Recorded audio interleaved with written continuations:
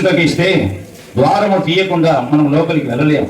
అలాగే హృదయం అనే ద్వారము తీస్తే దేవుడు మనలో కూడా ఆయన ప్రవేశిస్తాడు, మొదటి ద్వారం. అలాగే దేవుడు మనకిచ్చినటువంటి చక్కటి ద్వారమును ప్రభువైన యేసుక్రీస్తు నామములో ఈ ద్వారమును తీర్చు ఉన్నాం.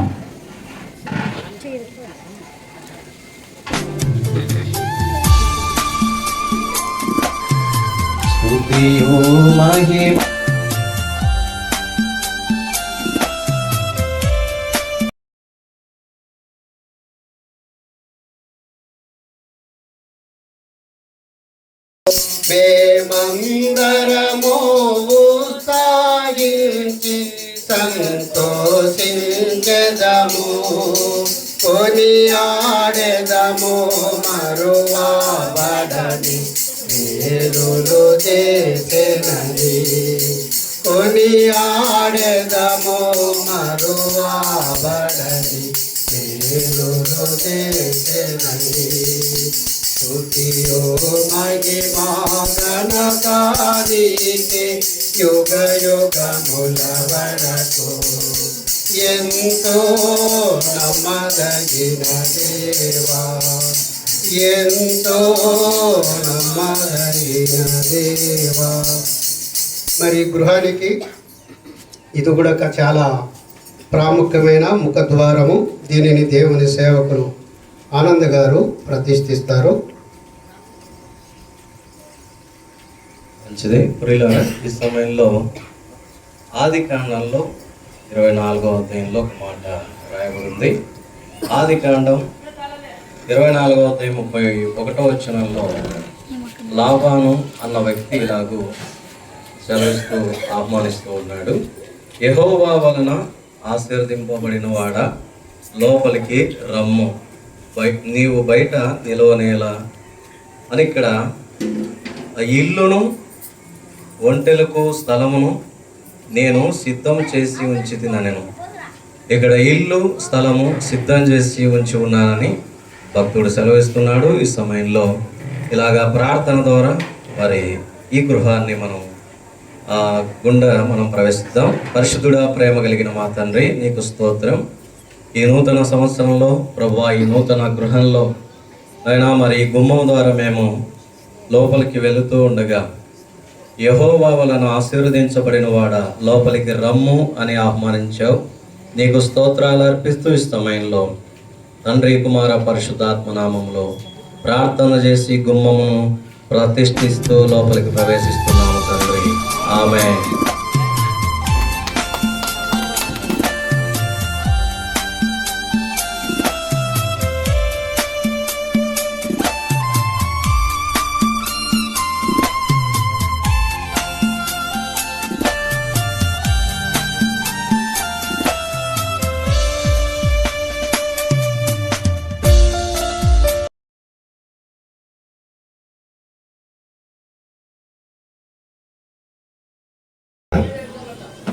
ఏమి కట్టుకోవాలి?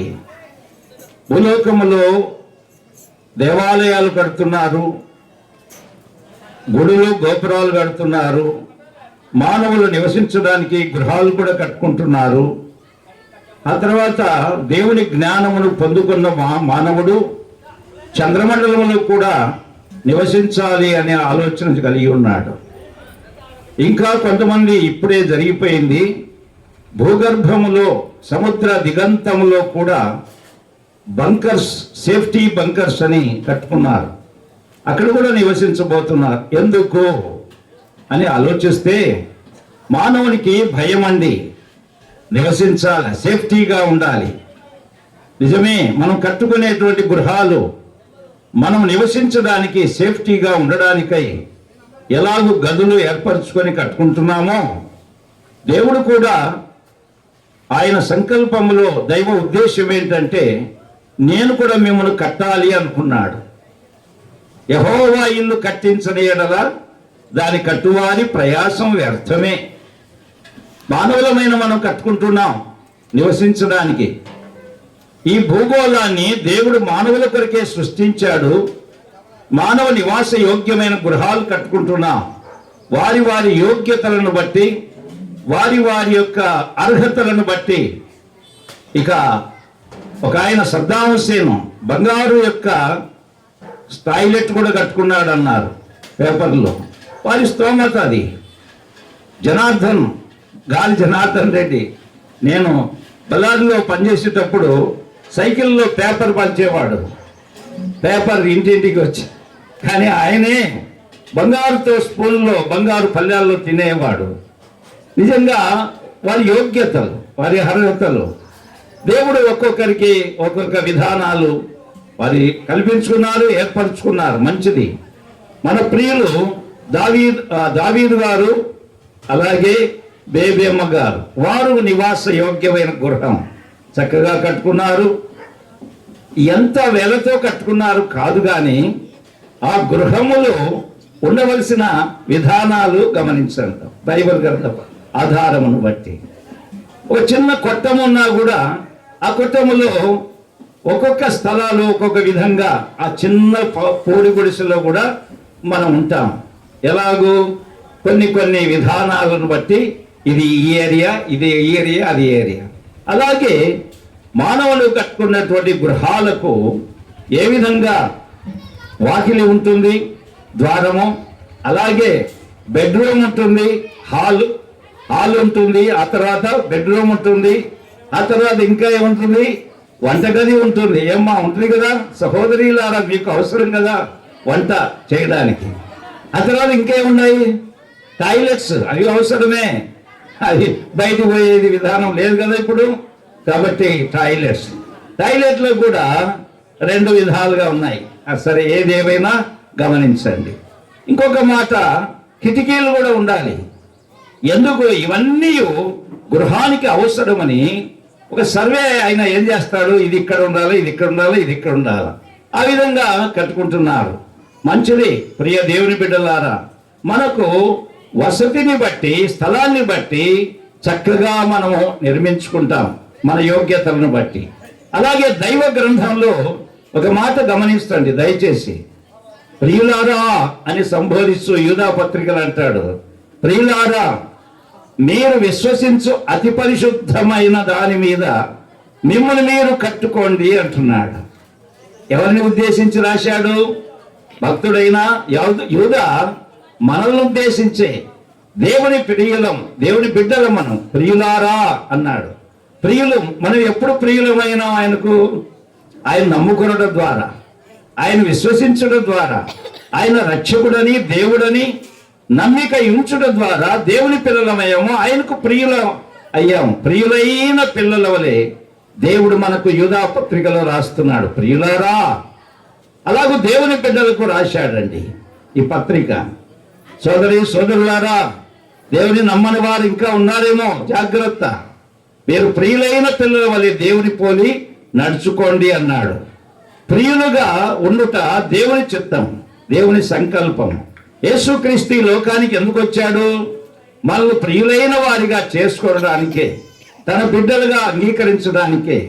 మునుపు మనం దూరస్థులమయ్యాం, దేవుని ఎరుగని వారం, దేవుని అజ్ఞానంలో జీవించిన వారం, అపవాది పిల్లలుగా జీవించాం.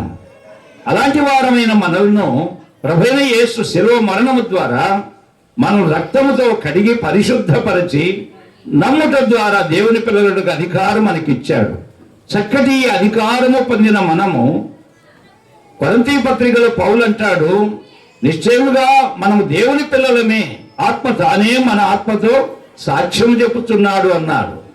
ఇంకా నమ్మని వారుంటే, యేసు ప్రభు నా రక్షకుడని, నా దేవుడని, నా కొరకు ప్రాణం పెట్టి తిరిగి లేచిన వాడని, ఆయన సజీవుడై ఉన్నవాడని, ఆయన యందు విశ్వసించి మిమ్మల్ని మీరు కట్టుకోవడానికి ఇష్టపడినట్లయితే ఆయన మిమ్మల్ని రక్షిస్తాడు. తీతు పత్రిక 3:5 అంటున్నాడు చూడండి. ఆ తీతు పత్రిక 3వ అధ్యాయం 5వ వచనంలో, మనము చేసిన క్రియల మూలముగా కాక తన కనికరము చొప్పుననే పునర్జన్మ సంబంధమైన స్నానము ద్వారా పరిశుద్ధాత్మ మనకు నూతన స్వభావం కలుగజేయటం ద్వారా ఆయన మనలను రక్షించను.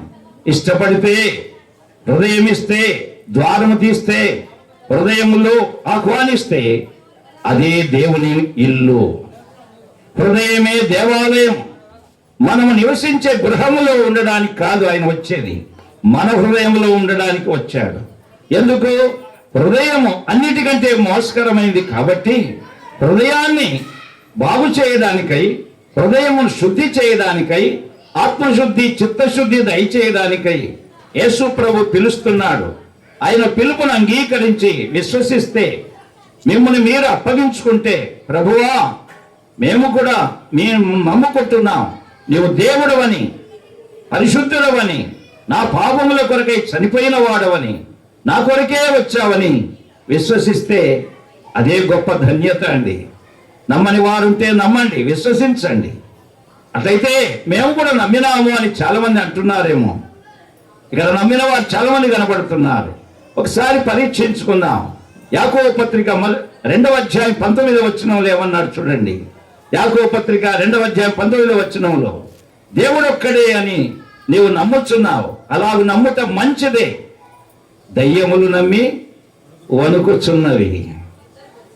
దయ్యములు నమ్మి వణుకుచున్నాయి. సోదరుడా, సోదరి, అమ్మా, అయ్యా, పెద్దలారా, తండ్రులారా, తల్లులారా, ఆలోచన చేద్దాం. దేవుని నమ్మినాం, దయ్యాలు కూడా నమ్మినాయి అంటున్నాడు యాకోబు. ఎందుకు అంటున్నాడు? దయ్యములు నమ్మి వణుకుతున్నవి అన్నాడు. మనం వణకడం లేదులేండి, నమ్మినాం అంతే. మరి వణుకుదలా ఎందుకు వచ్చింది? అవి నమ్మి వణుకుతున్నాయి. ఎందుకు వణుకుతున్నాయి తెలుసా? వాళ్ళకి తెలుసు ఆయన దేవుడని, ఆయన మహాత్ముడని, మహోన్నతుడని, స్వయంభవుడని, సృష్టికర్త అని వాళ్ళకి తెలుసు. ఎందుకో అవి ఒకప్పుడు దేవదూతలే అవి. అందుకనే పరద్రోయబడగా అవి వణుకుతున్నాయి. అయ్యో, ఈయన సర్వోన్నతుడైన దేవుని కుమారుడు అని మొరపెట్టాయే లేదా బైబిల్లో?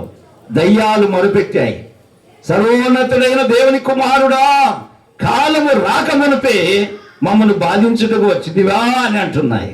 చూచారా? అవి నమ్మి భయపడుతూ వణుకుతుంటే ఈనాడు మేము కూడా నమ్మినామంటున్నారు. నిజంగా నేను చెప్తాను, చాలా మంది యేసును నమ్మినారు అనే దానికంటే నేను ఒక మాట చెప్పాలనుకున్నాను. మారు మనసు పొందారా అని. నమ్మడం కాదు, నమ్మినారు కానీ మారు మనసు పొందినారా? యేసుక్రీస్తు మత్తయి సువార్త 4వ అధ్యాయంలో చెప్పాడు. మొట్టమొదటి సువార్త ఏం చెప్పాడు? పరలోక రాజ్యము సమీపించి ఉన్నది కనుక మీరు మారు మనసు పొంది పరలోక రాజ్యం చేరండి. పరలోక రాజ్యం వెళ్ళాలంటే, స్వర్గానికి వెళ్ళాలంటే యేసు రక్షకుడని నమ్ముట కాదు, మారు మనసు పొందాలి, మనసు మార్చుకోవాలి. మారు మనసు పొందకపోతే పరలోకం లేదండి, లేదు. జాగ్రత్త. నమ్మినాము, దయ్యాలు నమ్మినాయి, పరలోకం ఉందా? వాటికి లేవు. అట్లయితే నమ్మినాం, మారు మనసు తగిన క్రియలు ఉండాలి. అందుకే అక్కడ అన్నాడు, దేవుడు ఒక్కడే నమ్ముచున్నావు, అలాగ నమ్ముటం మంచిదే, దయ్యములు నమ్మి వణుకుచున్నవి వ్యర్థుడా. క్రియలు లేని విశ్వాసం మృతం. క్రియ అనగా ఏమిటి? ఒక వ్యక్తి ఇల్లు అనుకున్నాడే గాని కట్టలేదు. క్రియ ఏంటి? కట్టినప్పుడే. అంతే కదా?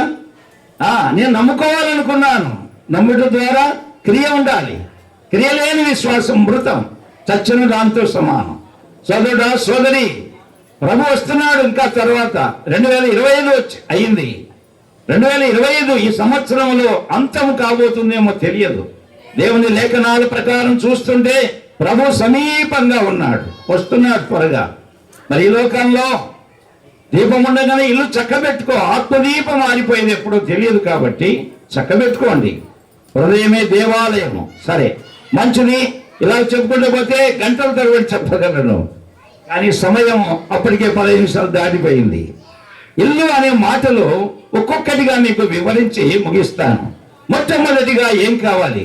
ఒక వ్యక్తి ఇంటికి ఇల్లు కట్టాలంటే ఏం చేస్తాడు? మొట్టమొదటిగా స్థలము అవసరం.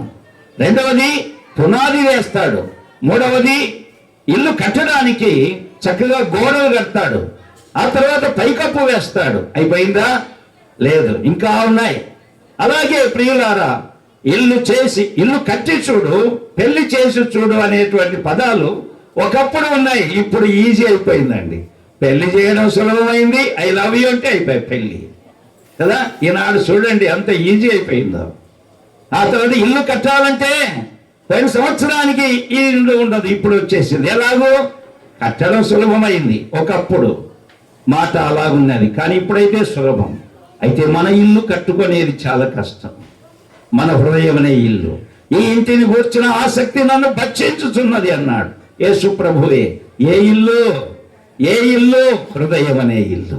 అందుకనే ఈ హృదయం అనే ఇంటిని కట్టడానికై యేసు ప్రభు ఈ లోకానికి వచ్చినప్పుడు మత్తయి సువార్తలో ఏమన్నాడు? యెరూషలేము దేవాలయం గోడలు చూపిస్తున్నారు ఇశ్రాయేలు ప్రజలు. ఈ మందిరము సొలొమోను కట్టిన దేవాలయం చూడు చూడు అంటుంటే, ఈ మందిరం పడగొట్టండి, 3 దినముల్లో నేను కడతానన్నాడు. అయ్యో అది ఎలాగో?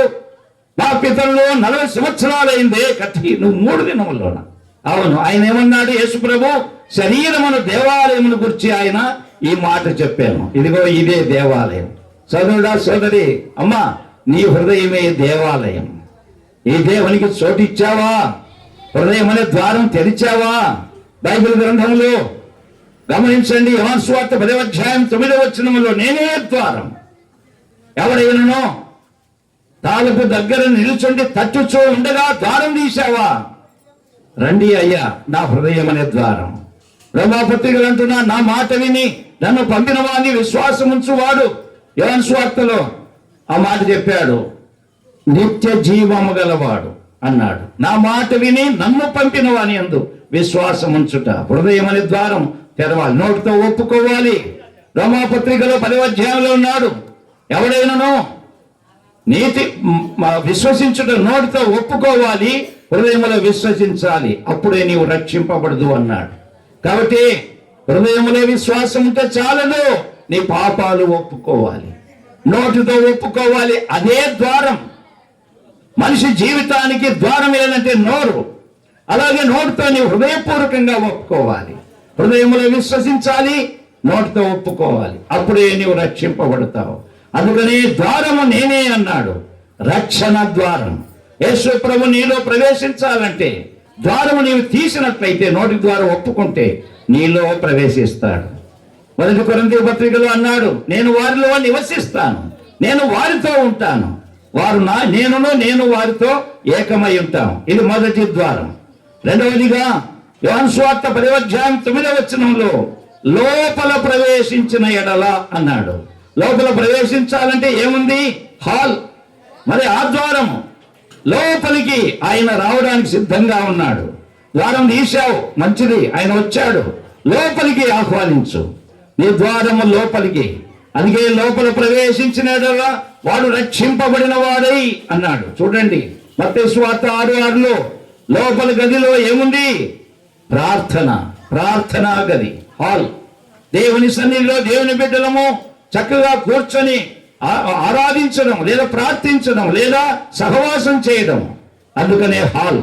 అపొస్తలుల కార్యములు 12 పండులు అంటున్నాడు, అనేకుల గదిలో కూడి ప్రార్థన చేయుచుండిరి. నీ ఇంటిలో ప్రార్థన ఉందా? నీ హృదయంలో ప్రార్థన ఉందా? నీ హృదయంలో దేవునికి చోటిచ్చావు గాని ఆయన సన్నిధిలో ప్రార్థించే అనుభవం ఉందా? ప్రార్థన అనగా దేవుని అడగడం. ఏమడుగుతావు? భూమి మీద ఉన్న వాటిని అడగకండి, అవన్నీ ఇచ్చాడు. మీకేం తక్కువ చేశాడు? గాలి ఇచ్చాడు, భూమిని ఇచ్చాడు, సూర్యచంద్ర నక్షత్రాదులను, ఆహారం, పానీయాదులు, వస్త్రములు ఏమి తక్కువ చేయలేదు. కానీ ఏమిచ్చాడు? పరలోక రాజ్యములో స్థలం ఇచ్చాడు. మరి దాని కొరకు నీవు ఆలోచన చేస్తున్నావా? దాని కొరకు. అందుకనే గమనించండి, కొలస్సీ పత్రికలు ఏమన్నాడు? పైనున్న వాటిని వెదకండి అంటున్నాడు. వెదకండి. యేసు ప్రభు హృదయంలో చోటు ఇచ్చావు, ద్వారం చేశావు, గదిలో ఉన్నావు, ప్రార్థన చేస్తున్నావు, పైనున్న వాటిని వెదకండి. పైన అక్కడ ఎవరున్నాడు? క్రీస్తు కుడిపార్శ్వన కూర్చున్నాడు. ఆయన మన కొరకు విజ్ఞాపన చేయిస్తున్నాడు. ఆయన మన ప్రధాన యాజకుడు, మనకు సరిపోయిన వాడు, మన కొరకే సహా అనుభవం గలవాడు, మనలాగే జీవించాడు శరీరమును ధరించుకొని. ఆయన దేవుడై ఉండి కూడా తగ్గించుకున్నాడు. మనలాంటి శరీరమే, కొత్తది కాదు, దేవుడే కానీ మానవుడిగా మనకు మాదిరి చూపాడు. అందుకనే రెండవదిగా లోపల ప్రవేశించాలి, హాల్. మూడవదిగా 2వ రాజుల గ్రంథం 4వ అధ్యాయం 9వ వచనంలో అక్కడ ఒక సిస్టర్ అంటుంది, అయ్యా మన మధ్యకు వచ్చుచూ పోవచ్చున్నవాడు భక్తి గల దైవజనుడు నేను ఎరుగుతున్నాను. కాబట్టి ఆయనకు మనం ఏం చేద్దాం? బస సిద్ధం చేద్దాం. అదిగో వేడగది పైన ఒక గది కట్టిద్దాం, ఆయన వస్తాడు, కూర్చుంటాడు. పీట, బల్ల, దీపస్తంభం అక్కడ పెడదాం. ఆయన మనతో ఉంటాడు. ఆయన చక్కగా మన యందు ఉంటాడు. కాబట్టి మూడవదిగా బెడ్రూమ్, విశ్రాంతి గది. ఆయన విశ్రాంతి తీసుకోవడానికి మంచము, బల్ల, పీట, దీపస్తంభం ఇవన్నీ అరేంజ్ చేశారు. అనగా దేవునికి విశ్రాంతి. విశ్రాంతి అనగా ఏమిటి? మత్తయి సువార్త 11వ అధ్యాయం 28వ వచనంలో ఏమన్నాడు? ప్రయాసపడి పాపభారం మోహించిన సమస్త జనులారా నా యొద్దకు రండి, నేను మీకు విశ్రాంతి. ఏ విశ్రాంతిని? పాపములకు విశ్రాంతి ఇచ్చాడు, పాపములు క్షమించాడు. ఒప్పుకుంటే రెండవ విశ్రాంతి చదవండి. 29లో ఏమన్నాడు? నేను సాత్వికుడను, దీన మనసు గలవాడను కనుక మీ మీద నా కాడి ఎత్తుకుని నా యుద్ధ నేర్చుకోండి. అప్పుడు రెండవది ఏమిస్తాడంట? మీ ప్రాణములకు. గమనించండి, విశ్రాంతి. పాపాలకు విశ్రాంతి ఇచ్చాడు, పాపములు క్షమించాడు. రెండవ విశ్రాంతి ఏమంటున్నాడు? నా దగ్గర నేర్చుకోండి, నా దగ్గర నేర్చుకోండి, నా సెలవునెత్తుకోండి, నన్ను వెంబడించండి. అప్పుడు ఏమిస్తానంటున్నాడు? ప్రాణములకు. ప్రాణాలు. ఈనాడు విశ్వాసులకు ప్రాణాలు తల్లడిల్లిపోతున్నాయి. ప్రాణము, ఆత్మ, శరీరం 3 ఉన్నాయి. గమనించండి, ప్రాణము న్యూట్రల్, ఇటా ఇటా ఇటా ఇటా. ఆత్మనేమో లాగుతుంది, శరీరమేమో ఇది ఈ లోకం. 2 కావాలి, 2 కావాలి కాదు. నీ ప్రాణము తల్లడిల్లుతూ ఉండగా ప్రాణానికి విశ్రాంతి కావాలంటే ఆయన దగ్గర నేర్చుకోవాలి, ఆయన దగ్గర కూర్చోవాలి, ఆయన సన్నిధిలో బోధ వినాలి చక్కగా. అందుకని రెండవది బెడ్రూమ్. మూడవది బెడ్రూమ్ అయిన తర్వాత మరొకటి గమనించండి, వంటగది. బైబిల్ గ్రంథంలోనే ఉన్నాయి. చూడండి ఎంత చక్కగా. ఆదికాండము 18వ అధ్యాయము 5-4 వచనాలు చూస్తే అబ్రహాము సిద్ధపరుస్తున్నాడు. ఎవరి కొరకు? దేవదూతలు వచ్చారు. అయ్యగారా, ఎండవేళల్లో కొంత విశ్రాంతి తీసుకోండి, కొంత అలసట తీర్చుకోండి, ఈలోగా నేను మీకు భోజనము సిద్ధపరుస్తాను అన్నాడు. భోజనం సిద్ధపరిచి ఆ వృద్ధాప్యములో ఆ సహోదరి, అయ్యా నేను ఏదో ఎండవేళలో హాయిగా ఉన్నామనుకుంటే నాకు పని పెడితివే అని భార్య అనలేదే. శారమ నిందా. ఈనాడు మనోళ్ళైతే మన భార్యలు, నిజంగా చెప్తాను, ఏమయ్యా కొంచెమైనా ఉందా, బుద్ధి ఉందా లేదా? ఇప్పుడు నాకు ఏదో విశ్రాంతి తీసుకున్నావు ఎండవేళలో అనుకుంటే ఇప్పుడు నాకు మళ్ళీ పని పెడుతున్నావా? నిందా, శారా. యజమానుని గౌరవించింది, భర్త చెప్పిన మాటకు విధేయురాలైంది. వెంటనే చక రొట్టెలు అన్ని సిద్ధపరిచింది. ఎంత ధన్యురాలు. మనమైతే గొనుగుతాం, సంగుతాం, మా చేత కాదు, అయ్యో నేను అలసిపోయాను, నాకు కాదండి, నాకు రొట్టెలు చేసేది రాదు అనగలమేమో. కానీ ఆమె అనలేదు కదా, రొట్టెలు కూడా సిద్ధపరిచింది. గమనించండి, బైబిల్లో ఇవన్నీ కూడా. ఆదికాండము 18వ అధ్యాయం అక్కడ ఒక మాట గమనిద్దాం. అక్కడ మనకు పాఠం ఏంటంటే, అక్కడ కొంచెము అనే మాట చూడండి.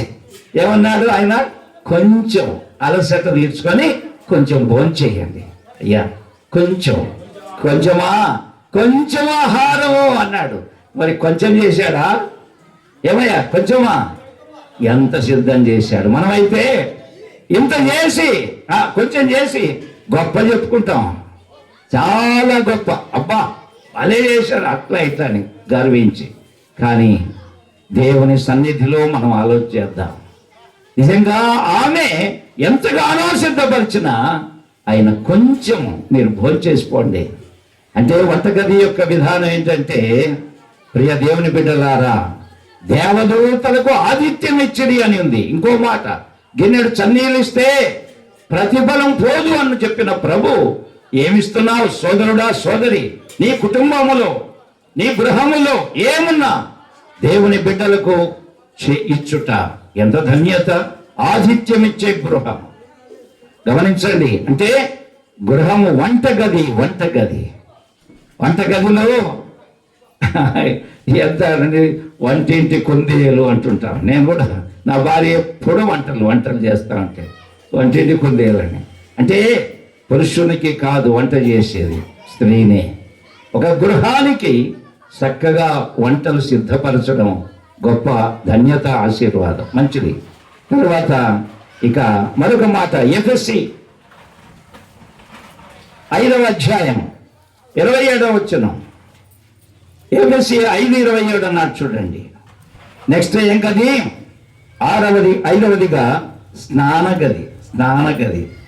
స్నానం అక్కడ రెడీగా ఉన్నాయి, నీళ్లు ఉన్నాయి. ఏం చేయాలి? వేడి నీళ్ళు, చల్ల నీళ్ళు ఏవో లేదు, కానీ స్నానం చేయాలి. స్నానం ఎందుకు చేయాలి? చెమట. స్నానం ఎందుకు చేయాలి? గుడ్డలు ఎందుకు ఒత్తుకోవాలి? స్నానగది. గమనించండి, ఎఫెసీ 5:27 చదవన్నా. ఎఫెసీ 5:27 తీసిన వాళ్ళు చదవండి త్వరగా. పురుషులారా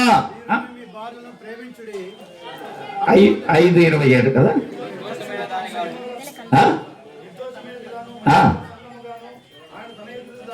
నిలవబెట్టుకున్న వల్లని వాక్యమనే ఉదకముతో స్నానము చేసిన శరీరములు గలవారును తర్వాత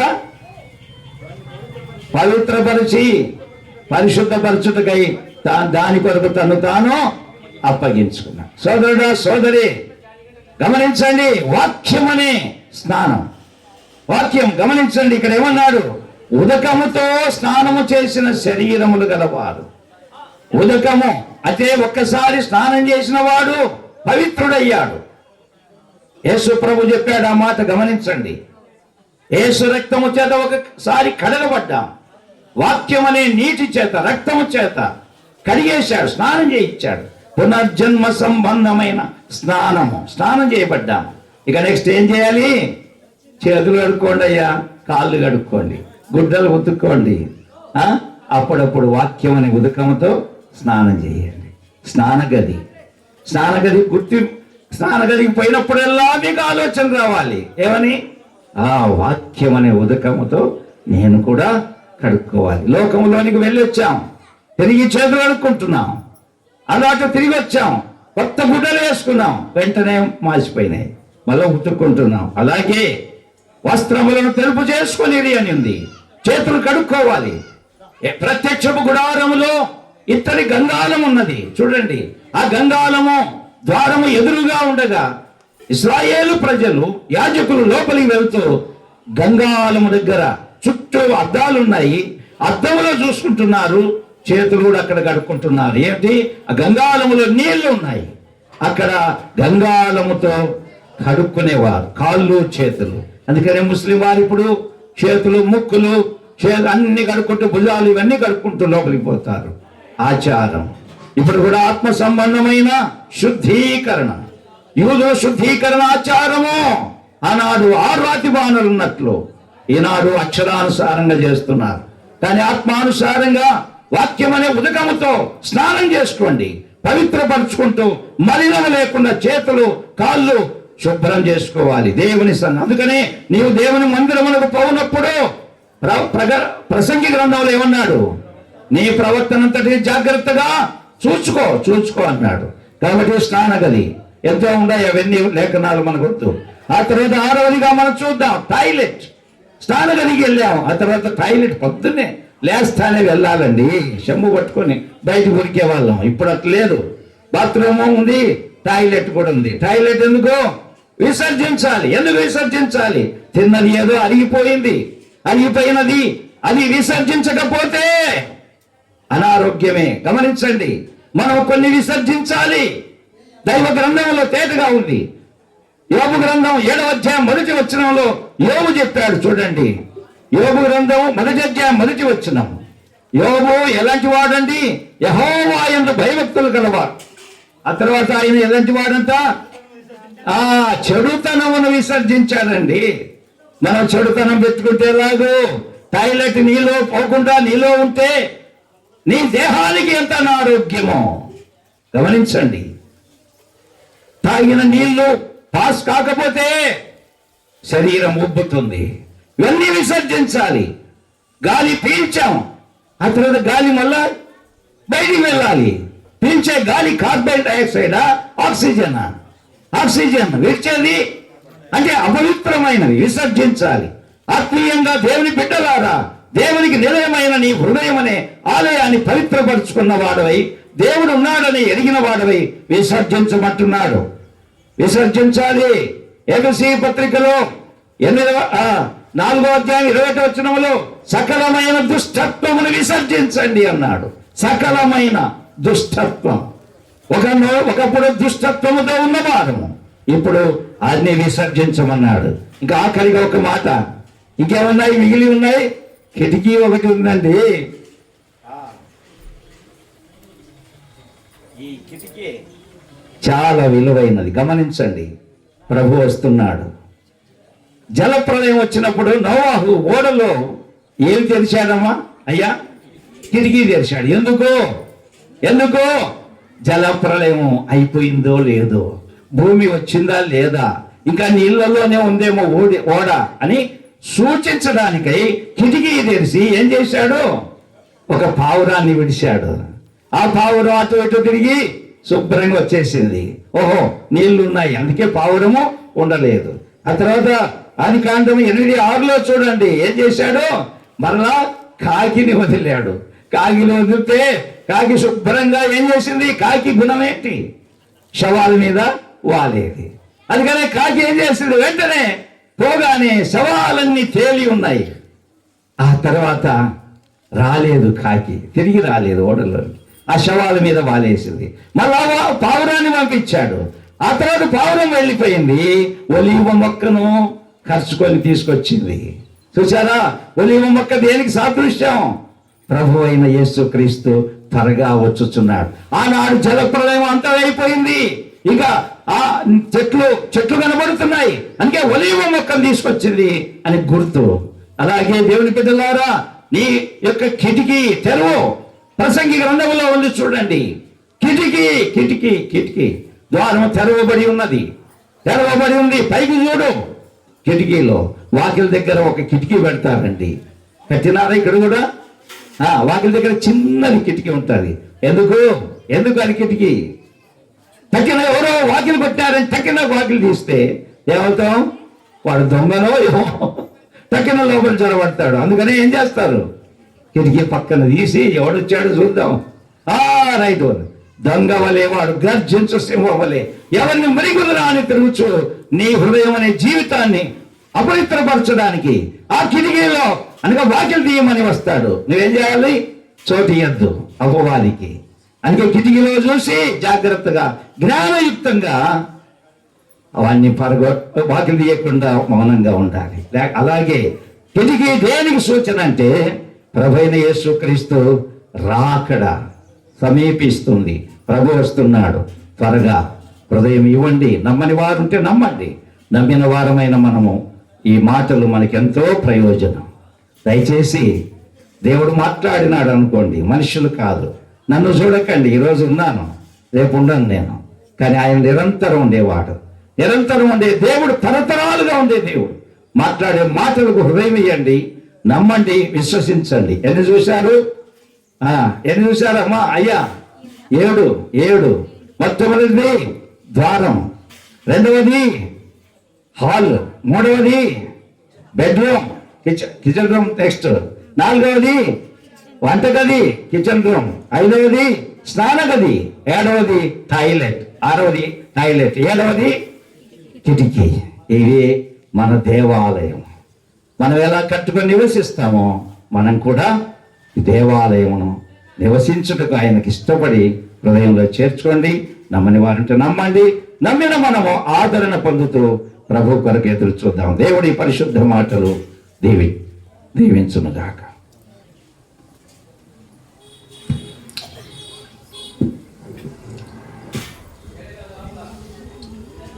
ప్రియమైన వారులారా,